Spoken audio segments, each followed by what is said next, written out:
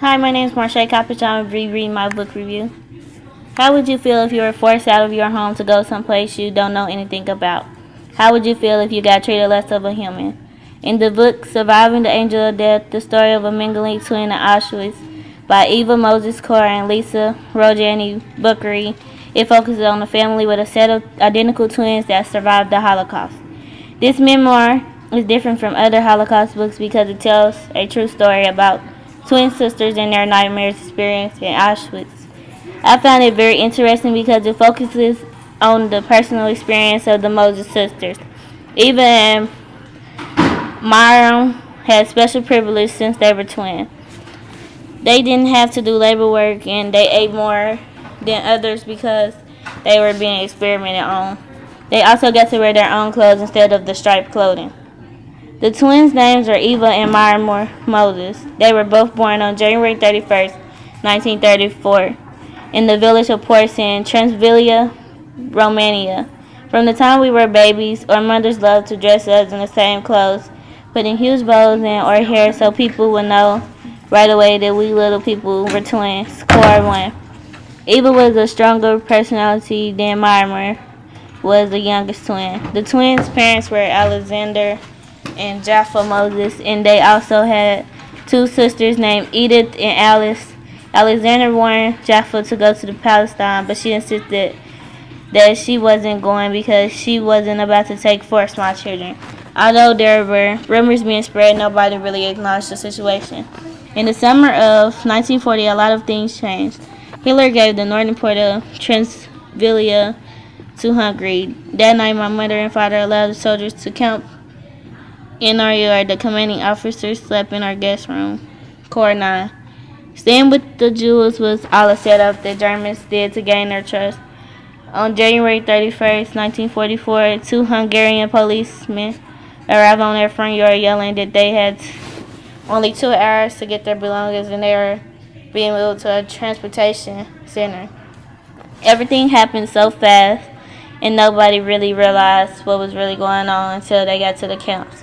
Eva and Miriam were treated differently because they were twins. Once they got to the camp, they were separated from their family.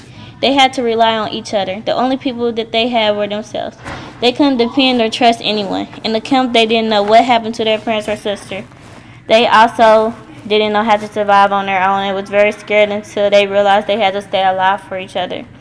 The twins in the camp could keep on their clothes and have more food than others because Dr. Joseph Mengele wanted to do special experiments on all twins.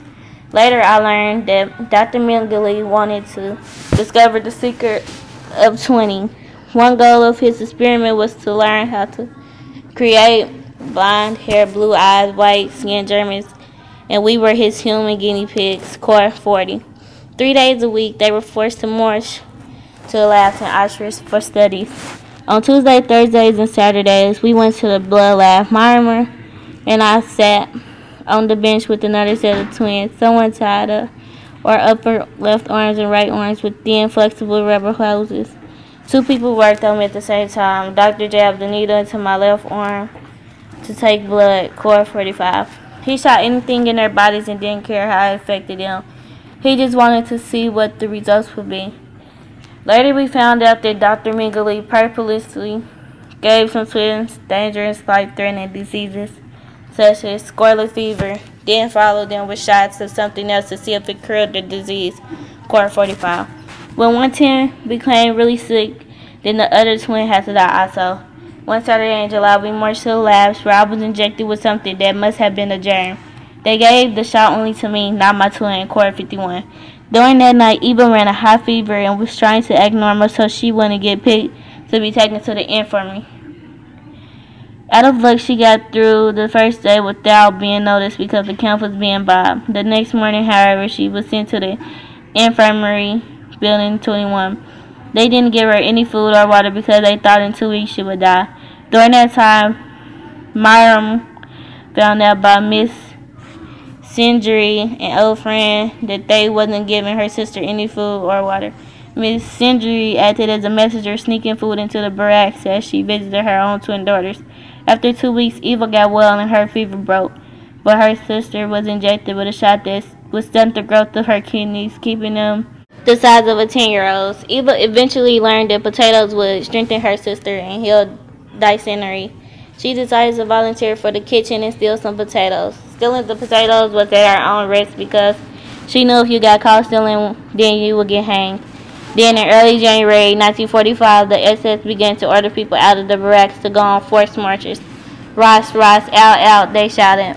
Everybody out. We are taking you away for your own protection. Corps 79.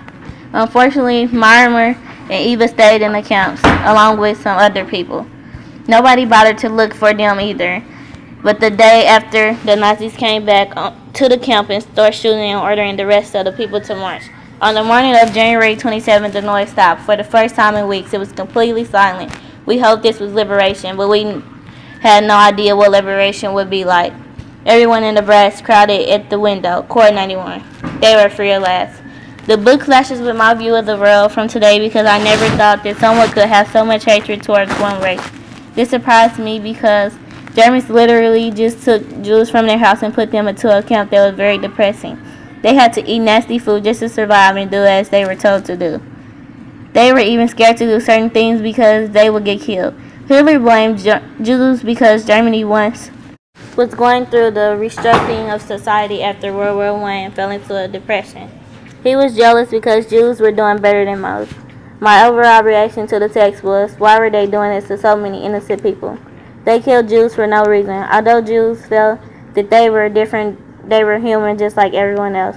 This book addresses many things that I care about personally and consider important to the world. While reading the book, I just wonder if that was my family, what would I do and how would I even survive it? At times I wonder why I even live if I would get treated badly. Reflecting back on the book, I was surprised that even though Eva was treated badly by Dr. Mengele, she wanted to write him a letter. At first I was shocked, but later I promised her that I would, for I realized that I had the power to even forgive the angel of death. Wow, I thought, it makes me feel good that I can do that. I have the power and I am not hurting anyone with it. Corps 133. Eventually, Marimer died.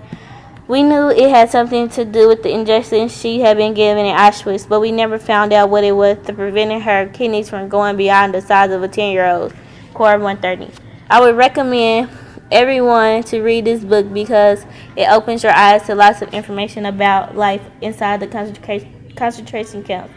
I never knew what the Nazis did to twins until I read this book. It's amazing that Eva survived the Holocaust, but Marimer didn't. Thank you for listening.